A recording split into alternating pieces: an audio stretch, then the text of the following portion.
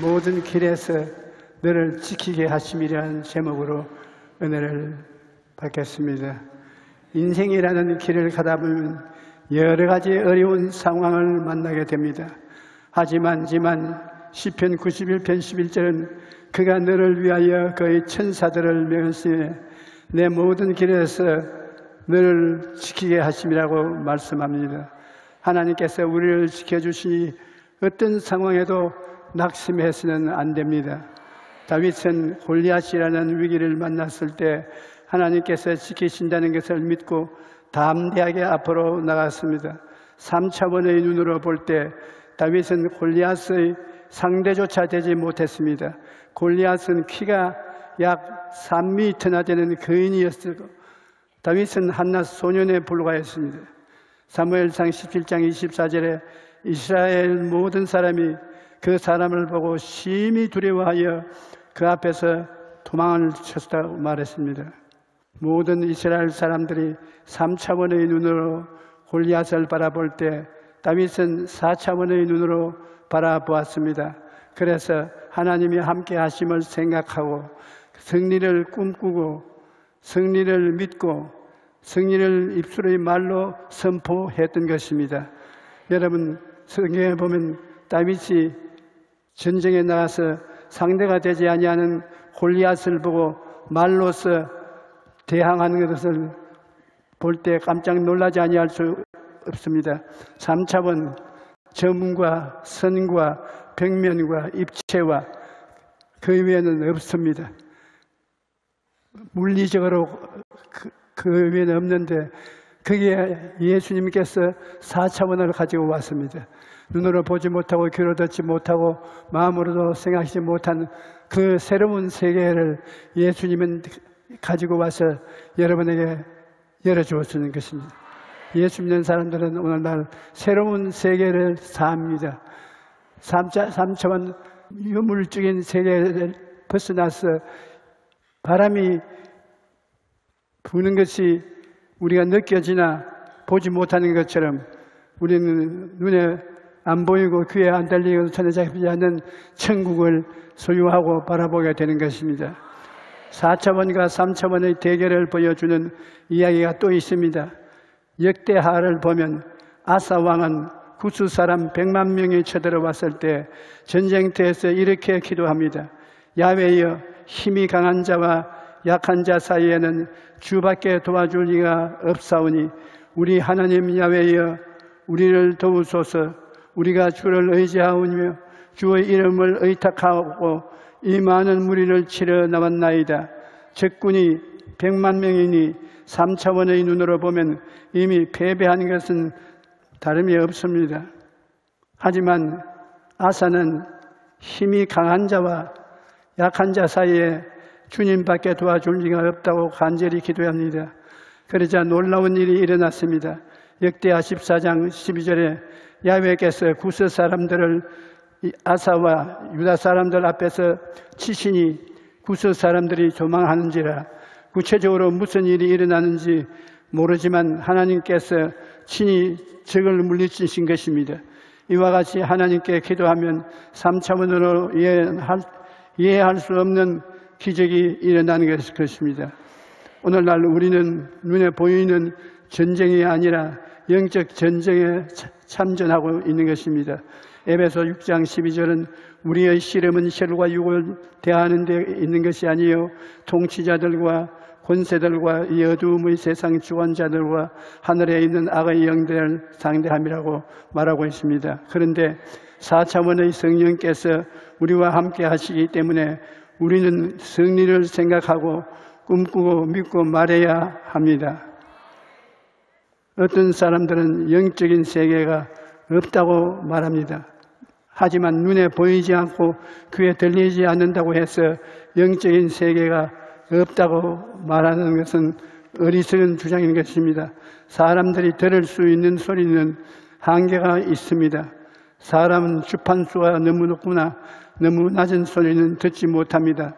나이에 따라서도 들을 수 있는 주파수가 다릅니다. 그리고 듣지 못한다고 해서 소리가 없는 것은 아닙니다. 또 사람이 볼 수 있는 것도 한계가 있습니다. 사람은 빛이 없는 곳에서는 볼 수가 없습니다.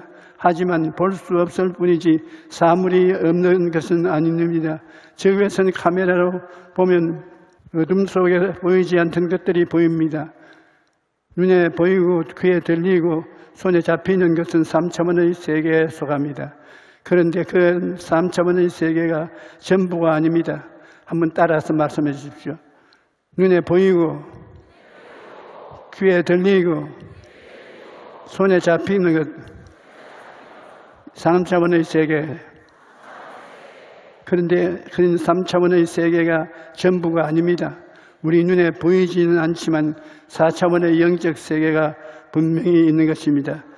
4차원은 한번 따라 말해주십시오. 4차원은 생각의 세계, 꿈의 세계, 믿음의 세계, 신앙의 고백의 세계,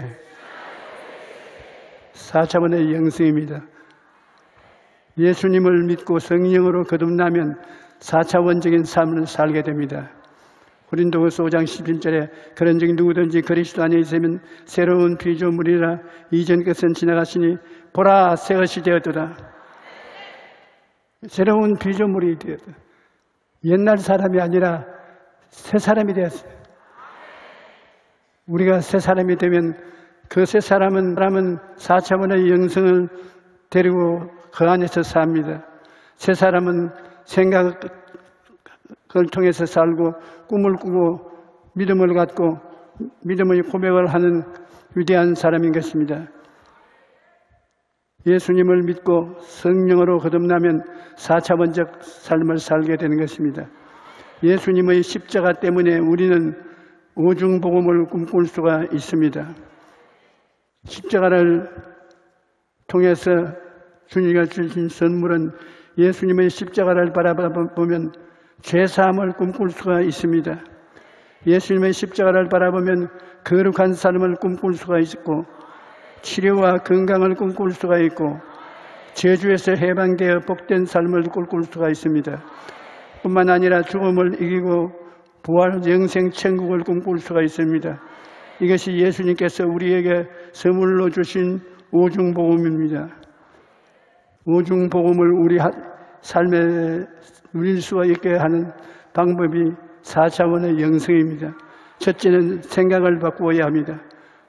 잠언서 4장 23절에 모든 지킬 만한 것 중에 더욱 내 마음을 지켜라. 생명의 근원이 이에서 남이니라. 생각을 바꾸면 꿈을 품게 되고 꿈을 품게 되면 믿음이 생깁니다. 그리고 그 믿음을 입술로 고백하면 기적적인 역사가 일어나는 것입니다.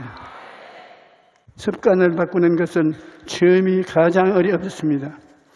늘 부정적으로 생각하던 습관이 하루아침에 순식간에 바뀌지는 않습니다. 처음에는 부정적인 습관에서 벗어나기 위해 엄청난 에너지가 필요한 것입니다. 생각과 꿈과 믿음과 말이라는 4차원의 영성을 우리의 삶에 적용하는 것도 처음에는 잘 되지 않기 때문에 훈련이 필요한 것입니다.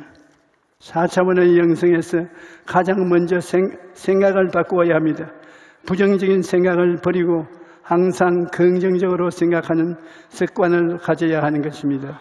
요즘에는 잘못된 식습관으로 병에 걸리는 경우가 많습니다. 습관적으로 폭식을 하거나 몸에 좋지 않은 음식을 즐겨 먹으면 병이 걸리기 마련입니다. 그런데 몸의 건강뿐 아니라 영적인 건강도 마찬가지입니다. 매사를 부정적으로 생각하고 불평과 불만으로 가득 찬 언어 생활을 영적인 건강에 큰 해를 끼칩니다. 그러므로 늘 부정적으로 생각하는 습관을 버리도록 훈련을 해야 합니다. 습관을 바꾼다는 것은 정말로 쉽지 않습니다. 물론 습관을 바꾸는 것은 쉽지 않습니다. 처음에는 많은 노력과 훈련이 필요합니다. 스티브 코비라는 작가는 이것을 우주선이 지구의 중력을 돌파하는 것에 비유합니다. 우주선이 발사한 후 지구의 중력을 돌파하고 대기권을 벗어날 때 에너지가 가장 많이 소모되는 것입니다. 그만큼 중력을 벗어나기가 힘든데 잘못된 습관에서 벗어나는 것도 이와 같다는 것입니다. 생각을 바꾸는 가장 좋은 방법은 우리의 생각을 하는 하나님의 말씀으로 가득 채우는 것입니다. 어둠을 몰아내기 위해 어둠과 싸울 필요가 없습니다. 가장 좋은 방법은 전등불을 켜서 방 안의 빛으로 가득 채우면 어두움은 저절로 물러갑니다. 우리의 생각도 이와 같습니다. 의심과 두려움이 몰려올 때 하나님의 말씀으로 가득 채우면 의심과 두려움이 순식간에 물러가고 마는 것입니다. 하나님의 말씀을 의지해야 됩니다. 성경을 읽고 묵상하여 마음을 하나님의 말씀으로 채우십시오. 시편 119편 147절에서 148절에 내가 날이 밝기 전에 부르짖으며 주의 말씀을 바라싸운데 주의 말씀은 조용히 엎드리려고 내가 새벽녘에 눈을 떴나이다. 새벽 기도한 사람이 쓴 옛사람의 호백인 것입니다. 할아버지가 손자에게 인생에 대해 가르치면서 말했습니다. 살다 보면 우리 마음속에 선과 악의 싸움이 일어나는데 그것은 마치 두 마리의 늑대가 싸우는 것과 같단다. 그러자 손자가 할아버지를 쳐다보고 그럼 할아버지 두 늑대 중에 어느 늑대가 이기는 거예요? 할아버지는 손자의 질문을 받아 간단하게 대답했습니다. 내가 먹이를 주는 그 늑대가 이긴다. 얼마나 간단한 대답입니까? 가슴 속에 두 마리의 욕심이라는 늑대가 있는데 늑대가 서로 자기를 지배하려고 하는데 어느 늑대가 지배하느냐? 네가 먹이를 자주 주는 그 늑대가 너를 지배한다. 우리 마음속에는 육신의 생각과 영의 생각이 끊임없이 싸우고 있습니다. 또 믿음과 의심이 서로 마음을 차지하겠다고 싸우는 것입니다. 그럴 때 하나님의 말씀을 먹으면 영의 생각이 육의 생각을 이기고 믿음의 이심을 이기게 되는 것입니다. 로마서 10장 17절에 그러므로 믿음은 들음에서 나며 들음은 그리스도의 말씀으로 말미암는다고 말씀합니다. 하나님의 말씀을 읽고 묵상할 때 믿음이 자라는 것입니다. 하나님의 말씀에는 삶을 변화시키는 창조의 능력이 있습니다. 시편 147편 15절로 18절에 보면 그의 명령을 땅에 보내시니 그의 말씀이 속히 달리는도다. 눈을 양털같이 내리시며 서리를 재같이 흩으며 우박을 떡부스러기같이 뿌리시나니 누가 능히 그의 추위를 감당하리요. 그의 말씀을 보내사 그것을 녹이시고 바람을 불게 하신즉 물이 흐르는도다. 하나님의 약속이 하는 창조적인 역사를 기록한 것입니다. 시편 119편에 보면 주의 종에게 하신 말씀 기억하소서. 주께서 내게 소망을 가지게 하셨나이다. 이 말씀은 나의 고난 중에 위로라. 주의 말씀이 나를 살리셨기 때문입니다. 하나님의 말씀은 소망을 주고 생명을 주시기 때문인 것입니다. 하나님의 말씀이 가득하면 생각이 변화되고 꿈과 믿음이 생긴다는 것입니다. 에레미야서 29장 21절에 야훼의 말씀이니라. 너희를 향한 나의 생각은 내가 안 하니 평안이요 재앙이 아니니 너희에게 미래와 희망을 주는 것이다. 부정적인 생각이 들고 마음에 의심이 들어올 때 찬송가를 부르는 것도 좋은 방법입니다. 찬송가의 가사는 대부분 성령으로 충만한 사람들이 믿음의 고백으로 지은 것입니다. 그러므로 우리는 찬송가를 통해 믿음의 고백을 할 수 있습니다. 우리가 부르는 찬송에는 능력이 있습니다. 사도행전에 보면 바울과 실라가 감옥에서 찬송을 부를 때 지진이 일어나서 매어있던 것이 모두 풀어지는 역사가 일어났던 것입니다. 찬송을 통해 하나님께 영광을 돌리면 하나님께서 우리 삶에 묶인 것들을 풀어주시는 것입니다. 시편 71편에 보면 은수들이 하나님이 그를 버리셨은즉 따라잡으라 건질 자가 없다라고 위협을 가할 때 시편 기자는 하나님께 기도하고 오히려 하나님을 찬송합니다. 하나님이여 나를 멀리하지 마소서. 나의 하나님이여 속히 나를 도우소서라고 기도하고 나는 항상 소망을 품고 주를 더욱더욱 찬송하리이다라고 고백하는 것입니다. 살아계신 하나님께서 나를 사랑하시고 나의 기도를 듣고 계신다는 것을 알면 어떠한 상황에서도 믿음으로 이겨낼 수 있는 것입니다. 시편 91편 2절로 7절에 보면 나는 야훼를 향하여 말하기를 그는 나의 피난처요 나의 요새요 내가 의뢰하는 하나님이라 하리니 이는 그가 너를 새 사냥꾼의 올무에서와 심한 전염병에서 건지실 것이미로다. 그가 너를 그의 기수로 덮으시리니 내가 그의 날개 아래 베하리로다. 그의 진실함은 방패와 손방패가 되나니 너는 밤에 오는 공포와 낮에 날아드는 화살과 어두울 때 퍼지는 전염병과 밝을 때 닥쳐오는 재앙을 두려워하지 아니하리로다.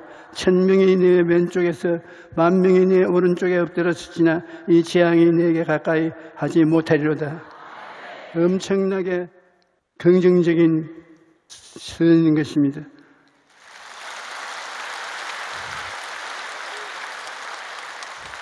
우리는 하나님의 말씀을 의지해야 됩니다. 성경을 읽고 묵상하여 마음을 하나님의 말씀으로 채우십시오. 시편 119편에 내가 날이 밝기 전에 부르짖으며 주의 말씀을 바라시오며 주의 말씀을 조용히 엎조리고 내가 새벽녘을 눈을 벗어난다고 주의 말씀을 마음에 채우며 사는 것입니다. 인생이란 험난한 세월을 사는 동안에 하나님이 같이 계시면 영혼이 잘됨같이 범사에 잘되며 강건하고 생명을 얻되 풍성히 얻을 수가 있게 되는 것입니다. 인생이라는 험난한 길을 갈 때 하나님이 우리를 지켜주신다는 것은 이 세상과 어떤 것과도 비교할 수 없는 복입니다. 하나님을 믿고 바라보는 사람은 결코 패배하지 않습니다. 우리는 언제나 예수님의 십자가를 바라보고 생각하고 꿈꾸고 믿고 말해야 됩니다. 그러면 성령께서 우리의 삶에 놀라운 변화와 창조의 역사를 행하여 주시는 것입니다.